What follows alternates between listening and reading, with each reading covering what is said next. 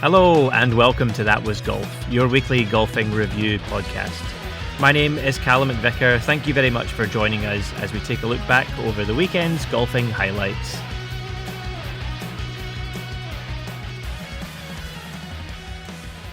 We start this week with the PGA Tour of Australasia, where it was the WebEx Players Series Perth, hosted by Min Gee and Minwoo Lee, held at Royal Fremantle Golf Club in Fremantle, Western Australia, Australia.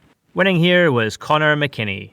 Gaining his maiden victory on the PGA Tour of Australasia, Connor McKinney put on a commanding display in Western Australia, gaining a wire-to-wire win. The young Australian, who recently won on the Tartan Pro Tour in Scotland and made his way through all three stages of DP World Tour Q School to earn his 2026 card, looked an assured and confident winner throughout the 4 rounds. An opening round 9 under 63 was followed by a 4 under 68 in round 2. In round 3, McKinney struggled to keep the bogeys off the card in an up and down round, but spectacularly finished with a hole-in-one on 17 and a birdie on 18 to take a 2-shot lead over Englishman Andrew Beef Johnson heading into the final round. The momentum of those final 2 holes carried on for Connor, who pulled away early in the final round with a flurry of birdies and an eagle to an eventual tournament score of 18 under par and 4 shots clear of a trio of players in second place. We next head to the LIV Golf Tour, where it was the 2026 Promotions Playoffs held at Black Diamond Ranch in Lecanto, Florida, USA. Gaining promotion to LIV for 2026 was Richard T. Lee, Bjorn Helgren and Anthony Kim.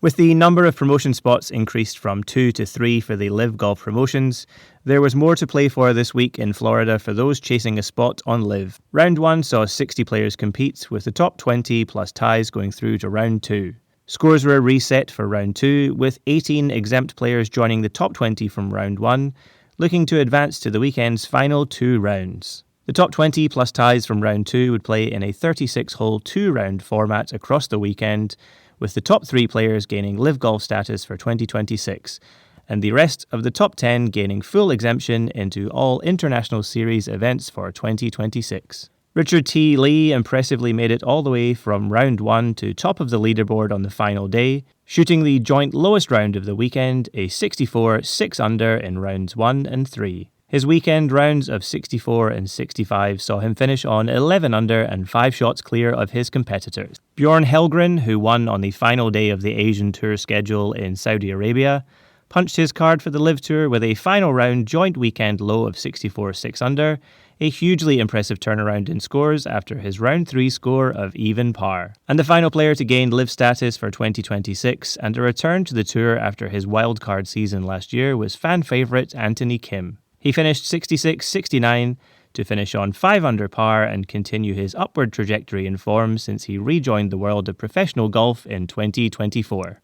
Including the 2 International Series promotion spots gained by Scott Vincent and Yosuke Asagi, LIV Golf will now feature a field of 57 players, with the 5 promoted players all entering as wildcards and not part of any of the 13 teams on the tour. Final top 10 standings for the LIV Golf Promotions were first place on 11 under, Richard T. Lee, second place on 6 under, Bjorn Helgren, third place on 5 under, Anthony Kim, tied 4th on 3 under was Lucas Beauregard, Jung Hin Wan, Sarit Suwanarat, and Kieran Vincent, and tied 8th on 2 under was Oliver Becker, Jazz Janavatnand, Takanori Konishi, Matt Jones, Corey Crawford, and Christopher Wood.